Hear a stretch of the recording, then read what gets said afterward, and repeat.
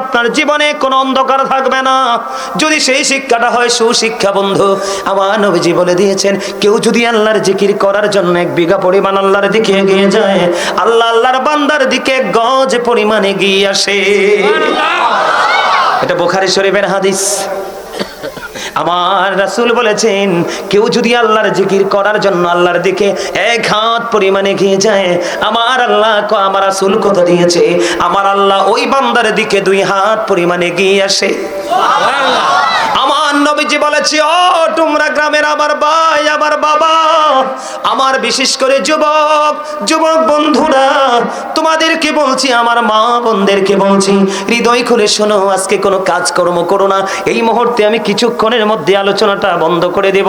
হয়তোবা হতে পারে এই আলোচনা তোমার জীবনের শেষ আলোচনা, অথবা হইতে পারে এই আজকের এই মাহফিল তোমার কাল কিয়ামতের দিন নাজাতের উসিলা।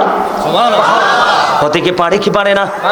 এই জন্য বলছি রে যুবক, আমার নবীজি বলেছেন, কেউ যদি জিকির করার জন্য আল্লাহর দিকে হেঁটে হেঁটে আসে, আমার আল্লাহ রাসূলকে ডেকে বলল, হাবিব আপনি জানিয়ে দেন আমার বান্দাগুলো আমি আল্লাহর দিকে জিকির করার জন্য হেঁটে হেঁটে আসে, আমি আল্লাহ কথা দিলাম আমি আমার ওই বান্দার দিকে দৌড়ে আসি। জোরে জোরে বলেন না সুবহানাল্লাহ। বন্ধুরি আমার, আমরা নরমাল একটা জলসায় বসেছি, ঠিক কিনা বলেন? এই জলসাটা অতীব নরমাল, ঠিক কিনা বলেন? বলে হুজুর কেন বললেন? কারণ আমি হাদিস শরীফের ভাষাটা জানতে পেরেছি। আমার রাসূল বলে দিয়েছেন, কেউ যদি পৃথিবীর কোন নরমাল জলসায় বসে বসে মাওলার জিকির করে, আমার আল্লাহ তার চাইতে উত্তম জলসায় আল্লাহর বান্দার জিকির করে। এই মুহূর্তে যদি আপনাকে কেউ প্রশ্ন করে বলে, হুজুর আপনাকে যদি কেউ কষ্ট করে, আব্দুর রহিম তুমি তো বসে বসে জিকির করছো, তুমি কি বলতে পারবা তোমার আল্লাহ এখন কি করে? তুমি সঙ্গে সঙ্গে বলে দিবে, হ্যাঁ হ্যাঁ আমি কনফিডেন্সলি বলতে পারবো, আমি আমার আত্মবিশ্বাসের সাথে বলতে পারবো, আমি আমার মাওলার জিকির করেছি, আমার মাওলাও আমার জিকির করে। কারণ আমার আল্লাহ বলেছেন, ফাযকুরুনি আযকুরুকুম, আমার আল্লাহ বলেছেন, remember me then I will remember you, আমার আল্লাহ বলেছেন তোমরা আমাকে স্মরণ করো, আমি তোমাদেরকে স্মরণ করব। সুবহানাল্লাহ। জোরে জোরে কন্যা সুবহানাল্লাহ। সুবহানাল্লাহ। এই যে জিকির সম্পর্কে জেনে গেলেন, তো কালকে থেকে আমল করতে মন চাইবে না? বলে হুজুর জিকিরটা কি? এই শিক্ষাটা আপনাকে নিতে হবে। সুবহানাল্লাহ বলেছেন জিকির, আলহামদুলিল্লাহ বলেছেন জিকির, লা ইলাহা ইল্লাল্লাহ বলেছেন জিকির, আল্লাহু আকবার বলেছেন এটাও জিকির, কাউকে ভালো কাজে ডেকেছেন এটাও জিকির, কাউকে মন্দ কাজ করতে দেখি আপনি থামিয়ে দিয়েছেন, থামিয়ে দেওয়ার চেষ্টা করেছেন ওটাও জিকির, আপনি নামাজে দাঁড়িয়েছেন ওটাও জিকির। বন্ধুরি আমার, হজে গেছেন সেটাও জিকির, কারণ হজ হলো জিকিরের জুলুস। যেই আমলটা বিভিন্ন জায়গা পরিদর্শন করে করা হয় ওটাকে বলা হয় জিকিরের জুলুস, আর যে আমল একই জায়গায় দাঁড়িয়ে বসে সম্পূর্ণ করা হয় ওটাকে বলা হয় জিকিরের জলসা। সুবহানাল্লাহ। জোরে জোরে বলেন না সুবহানাল্লাহ। বন্ধুরে আমার, আমি আপনাদেরকে হাত তুলতে বলেছিলাম যে আজকের এই মাহফিলে এসে শিক্ষা অর্জন করতে কে এসেছেন? আপনারা সবাই হাত তুলেছেন, 2-1 হাত উঠায় নাই। কেন উঠায় নাই জানি না বন্ধু। আমার দিকে তাকান, হাদিস শরীফের দিকে নজর দিয়ে চাইয়া দেখলাম, আপনার আমার প্রাণের নবী রাহমাতাল লিল আলামিন নবী তিনি বলে দিয়েছেন, একটা ব্যক্তি দিন অর্জন করার জন্য সে কি করলো? ঘর থেকে বের হলো। কি হলো? ঘর থেকে বের হলো অথবা রাস্তা অতিক্রম করলো। আমার নবীজি বলেছে, উম্মত তোমরা সবাই শোনো, তুমি যতক্ষণ না পর্যন্ত তুমি তোমার গন্তব্যে, তুমি তোমার ঘরে না ফিরবে, ততক্ষণ পর্যন্ত তুমি আল্লাহর রাস্তায় নিয়োজিত আছো। জোরে জোরে বলুন না সুবহানাল্লাহ। আর জোরে বলুন না সুবহানাল্লাহ। তাহলে এটা মজার কিনা? আরো জোরে বলেন না মজার কিনা? বন্ধুরে আমার, মানুষ মরে গেলে সব কিছুর দরজা বন্ধ হয়ে যায়, কিন্তু 3টা জিনিস বন্ধ হয় না। সবকে জাড়িয়া, ঠিক কিনা বলেন? একটা হলো চলমান দান, কথা বলে না কেন? আরেকটা হলো দিনের শিক্ষা, যেমন আপনাদের মাদ্রাসা আসেনি? এটা যুগের পর যুগ, যুগের পর যুগ বেঁচে থাকবে কিনা? এই আমল কোনোদিন বন্ধ হবে না। আরেকটা হলো বন্ধু আপনার নেক সন্তান। নেক সন্তান কখন হয়? যখন সে নেক শিক্ষা অর্জন করতে পারে। আমার কথা বলে না? সঠিক শিক্ষা অর্জন করতে পারলেই তো সে নেক আমল করে। শিক্ষা অর্জন করতে না পারলে কি পারে? কথা বলে না পারে? তাহলে আপনাকে কি করা উচিত? বন্ধুরে আমার, সঠিক শিক্ষা অর্জন করা আপনার দরকার আছে না নাই? আরো জোরে বলেন। আমি আপনাদেরকে বলি বন্ধু, এই যে আলেমদের দাম এত কেন বেশি? আলেমরা কেন নবীর বংশধর? নবীর ওয়ারিস। কেন রে নবীরা? ও বন্ধু, আলেমদের সিনায় সঠিক শিক্ষা আছে কোরআন এবং হাদিসের। আপনাদেরকে বলি, আল্লাহ কোরআনে বলেছেন ইন্নামা ইয়াখশাল্লাহা মিন ইবাদিহিল উলামা। এই পৃথিবীর বুকে যত মানুষ আছে, সকল মানুষের মধ্যে একমাত্র আলেমরাই আল্লাহকে ভয় করে। জোরে জোরে কন্যা সুবহানাল্লাহ। ডোমরা গ্রামের মানুষ, আমার ভাই, আমার বাবা, সবাইকে বলছি হৃদয় খুলে শোনো। সেই আলেম, ও বন্ধু, যে আলেম সম্পর্কে আল্লাহ ওয়াজ করলেন, পৃথিবীর বুকে একমাত্র আলেমরাই আল্লাহকে ভয় করে। আর যারা ভয় করে তারাই তো সফল। তুমি যদি তোমার জীবনে এই শিক্ষাটা একবার অর্জন করতে পারো যে আমার জীবনে কিছু করতে পারি বা না পারি, আমি হক্কানি আলেমদের সাথে প্রেমের ডোরি লাগাবো। আল্লাহ বলেছে যুবক, তোমার কোনো টেনশন করতে হবে না। আল্লাহ বলেছেন join with my dear people, come to my paradise. আল্লাহ বলেছেন আমার প্রিয় লোকেদের সাথে যুক্ত হও, আমার জান্নাতে চলে আসো। তাহলে শিক্ষার গুরুত্ব আছে না নাই? আছে। আরো জোরে বলেন না? আছে। আরো জোরে? আছে। বন্ধুরে আমার, আপনি শিক্ষা অর্জন করতে পারলেন, ও বন্ধু, অথবা শিক্ষা অর্জন করলেন, জোরে জোরে কোন শিক্ষা অর্জন করলে মানুষ কি করে? শিক্ষা দেয় কি দেয় না? আরো জোরে বলেন। এর মধ্যে শ্রেষ্ঠ আইন হলো আমাদের কোরআন। কথা বলেন না কেন? খায়রুকুম মান তাআল্লামাল কুরআনা ওয়া আল্লামা। আছে না নাই? কথা বলে না কেন? ছোট্ট কালে মুক্তবে পড়াইছি নি বাচ্চাদেরকে? বলেন না, পড়াইছে না? ছেলেরা পড়ছে কিনা? বন্ধু, আমি আপনাদেরকে বলি, উত্তম হলো ওই ব্যক্তি যে নিজে কোরআন শিখে এবং অন্যকে শিখায়। জোরে কন্যা সুবহানাল্লাহ। বন্ধুরে আমার, যিনি শিখে এবং শিখায়, যারা শিক্ষা অর্জন করে এবং শিক্ষা অর্জন মানুষকে শিক্ষা অর্জন দেয়, শিক্ষা দেয়, কি করে শেখায়? বন্ধুরে আমার, যে আপনি যখন শিক্ষা অর্জন করবেন অথবা শিক্ষা দিতে থাকবেন, আপনার মর্যাদা এত বেশি বেড়ে যাবে। হাদিস শরীফের মধ্যে এসেছে বন্ধুরে আমার, আবার আপনার প্রাণে নবী তিনি জ্বলে দিয়েছেন, আপনার জন্য সব কিছু বন্ধু মাগফিরাত কামনা করতে থাকে। ইভেন সমুদ্রের তলদেশে মাছ আসেনি? আছে। পোকামাকড় আসেনি? আছে। এই পোকামাকড় পর্যন্ত আল্লাহর দরবারে আপনার জন্য মাগফিরাত কামনা করে ক্ষমা চায়। জোরে জোরে কন্যা সুবহানাল্লাহ। আর জোরে বলুন না সুবহানাল্লাহ। তাহলে আমাদের শিক্ষার দরকার আছে না নাই? আছে। ও বন্ধু, এদিকে তাকান। আব্দুল্লাহ ইবনে মাসউদ রাদিয়াল্লাহু তাআলা আনহু থেকে হাদিস কানা বর্ণিত, আমার নবী, আপনার নবী, দু জাহানের বাচ্চা নবী, তিনি বলে দিয়েছেন তোমরা পৃথিবীতে দুই শ্রেণীর মানুষের সাথে কম্পিটিশন করো। কয় শ্রেণীর? দুই শ্রেণীর। আরো বলেন, কয় শ্রেণীর? দুই শ্রেণীর মানুষ। একটা হলো সমাজের সুশিক্ষিত মানুষ। কি? সমাজের সুশিক্ষিত মানুষ, যিনি তার শিক্ষার আলো দিয়ে জাতির মধ্যে আলো ছড়িয়ে দেয়। কি দেয়? জাতির মধ্যে আলো ছড়িয়ে দেয়। ওই শিক্ষার কারণে সমাজ থেকে, জাতি থেকে অন্ধকার দূর হয়ে যায়। আমার নবীজি বলেছেন আরেকটা হলো তোমার আমার সমাজের মধ্যে হালাল উপার্জনের মাধ্যমে ধনী হইছে। আছে না নাই? আছে। ধনী লোক আছে না? আছে। যেমন একটু আগে শুনলাম আমি, মাদ্রাসা থেকে একজন ৬৩,০০০ টাকা দিছে, তাই না? জি। কত হাজার? ৬৩,০০০। কথা বলে না? কত হাজার? ৬৩,০০০। একজন ৬৩,০০০ টাকা দিয়েছে, আমি ওই মাদ্রাসা থেকে শুনেছি। বন্ধুরে আমার, আপনি আপনার সমাজের যিনি ধনী, তিনি তোনার টাকা শুধু দিনের কাজে, ভালো কাজে মানুষকে বিলিয়ে দেয়, দান করে। আপনি তার সাথে কম্পিটিশন করে, সুবহানাল্লাহ বলেন না? কার সাথে?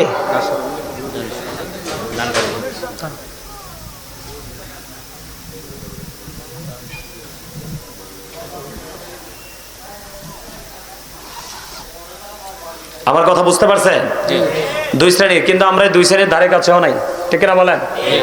কি কি মহিলারা একটা গজল গাইতে মানে বা আপনার গজল জায়গা বলে, গজল গাইলে হাদিয়া দিয়ে দান লাগবে। মহিলাদের একটা আপত্তি আছে। আচ্ছা, হাদিয়া দিত না? দিব। ডরান কে তো? আমার যখন কেউ গজলের কথা কয় তখন আমি বলি হাদিয়া লাগবে। হাদিয়া বলার মানে হচ্ছে আপনার কি পরীক্ষা। কারণ গজল শুধু এই যুগের মানুষ গায় না। হাদিস শরীফে আসছে, হাসান ইবনে সাবিত রাদিয়াল্লাহু তাআলা আনহু মসজিদে নববীর মিম্বরে দাঁড়িয়ে দাঁড়িয়ে কুফরিকে নিন্দা করে নবীজির শানকে বৃদ্ধি করে নাত পরিবেশন করেছিলেন। সুবহানাল্লাহ। তখন আমার নবী খুশি হয়ে বলেছিলেন, আল্লাহ হাসান ইবনে সাবিতকে রুহুল কুদ্দুসের মাধ্যমে সাহায্য করে। সুবহানাল্লাহ। আপনারা কি গজল পছন্দ করেন? সবাই? কে কে পছন্দ করে? ওমা শব্দ আসে, আমি তো বলবো যে এতক্ষণ কিতারে।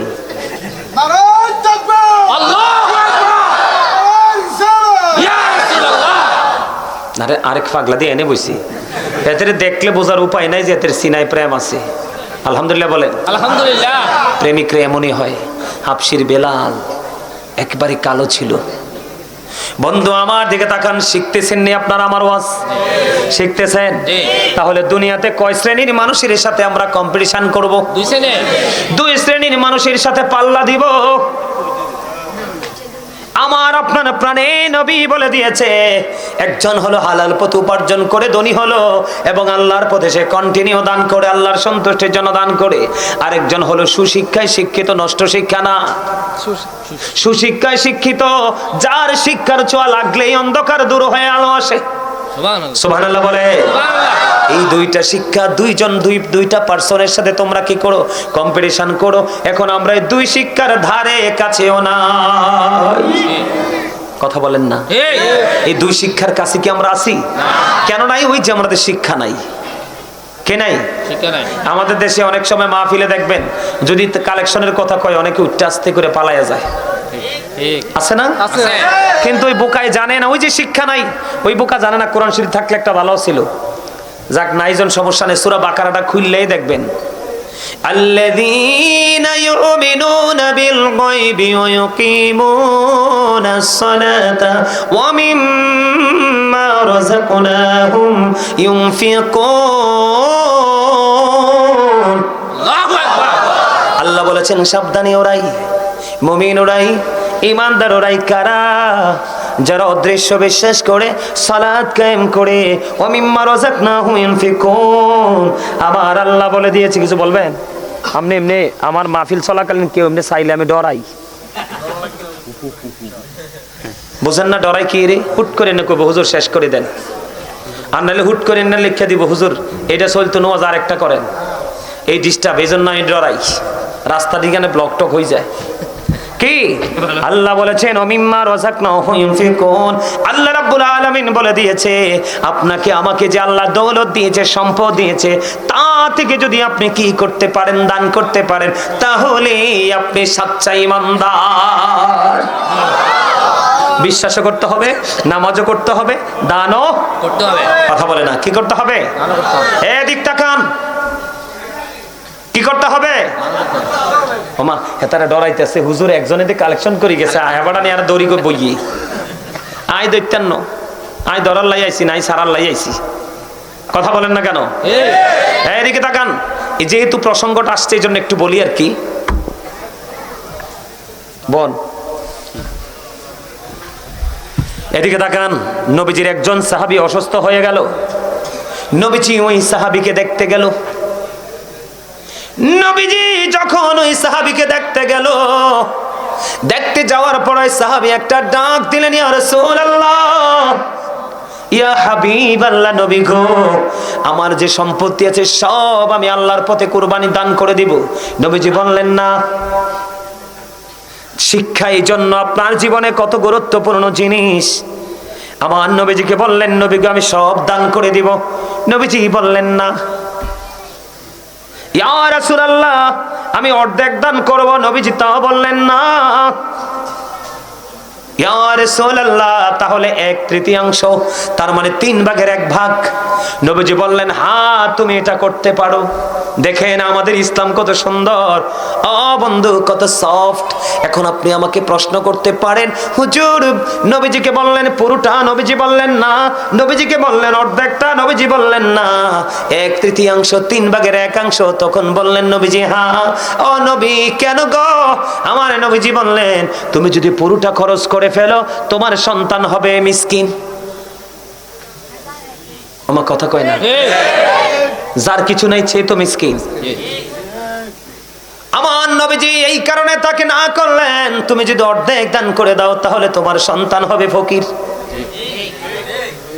এই জন্য তুমি ওই দান করো না যেই দান তোমার সন্তানকে তোমার ইন্তেকালের পরে ভিক্ষুক বানাই দেয়। তোমার মরার পরে সন্তান অন্যের দুয়ারে দুয়ারে গিয়ে ভিক্ষা করে। এই জন্য নবীজি প্রথমবার না, দ্বিতীয়বার না, তৃতীয়বার হ্যাঁ বললেন। সন্তানের জন্য রেখে যাও এবং তুমি তোমার ওপারের জন্য পাঠাও। বলে হুজুর কেন পাঠাবে? শিক্ষা মনে রাখেন। আব্দুল্লাহ ইবনে মাসউদ রাদিয়াল্লাহু তাআলা আনহু থেকে হাদিস বর্ণিত, আপনার আমার প্রাণের নবী সরকারে মদিনা ইমামুল মুরসালিন রাহমাতাল লিল আলামিন, তিনি একদিন সাহাবায়ে কেরামদেরকে বললেন, তোমাদের মধ্যে এমন কি কেউ আছো যে নিজের সম্পদের চাইতে ওয়ারিসের সম্পদ বেশি পছন্দ করো? ইয়া রাসূলুল্লাহ, ইয়া হাবিবাল্লাহ নবী, না না না, আমাদের মধ্যে এমন কেউ নেই যে নিজের সম্পদের চাইতে ওয়ারিসের সম্পদ বেশি পছন্দ করে।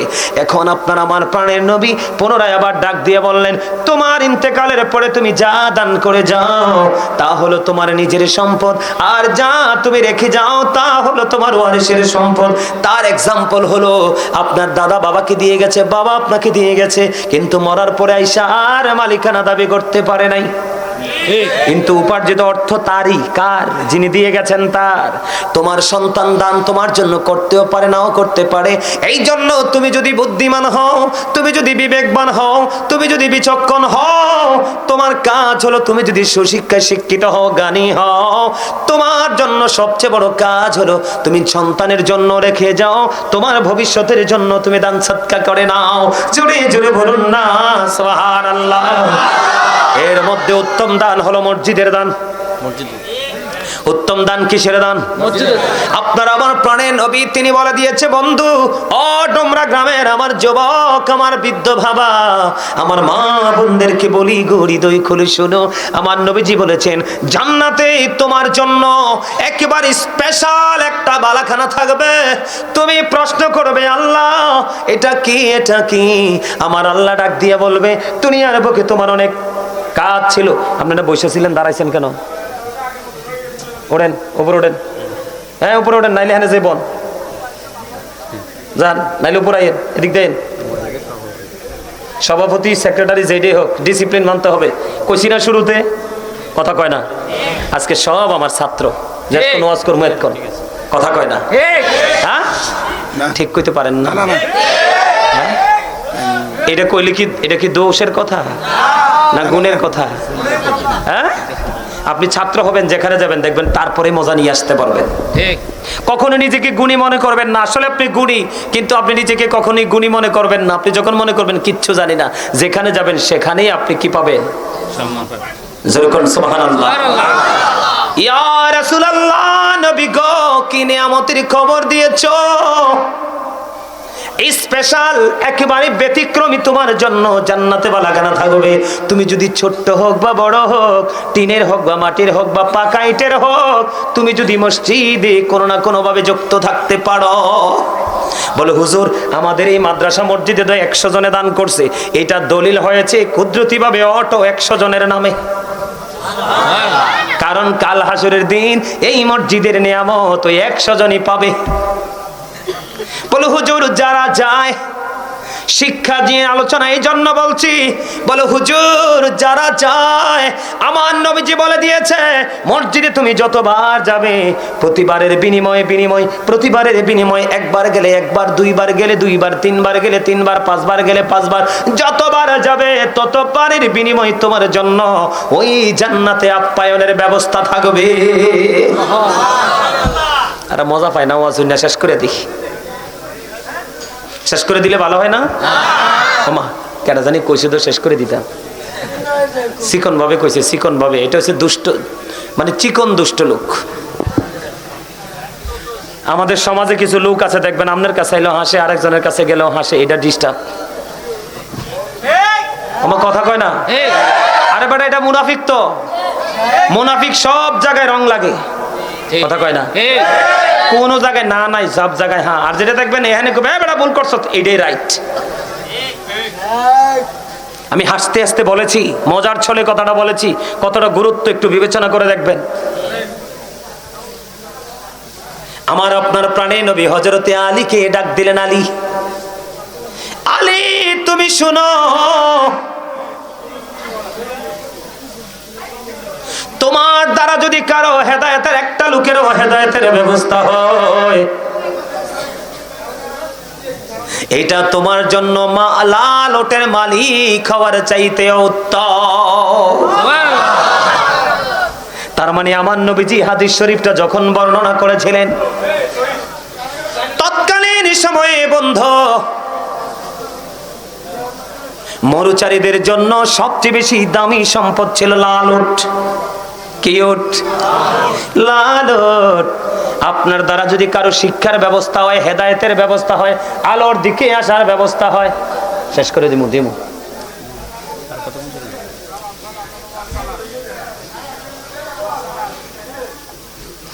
তা আমি তো সম্ভাবনা দেখে বুঝতেই তো পারছি, আমি শেষ করে দিচ্ছি। আর একটা হাদিস শুধু বলবো, বলার পরে শেষ। তার মানে আপনার দ্বারা হযরতে আলীকে ডেকে নবীজি কি বললেন? তোমার দ্বারা একজনের হেদায়েতের ব্যবস্থা হওয়া লাল উটের মালিক হওয়ার চাইতেও দামি।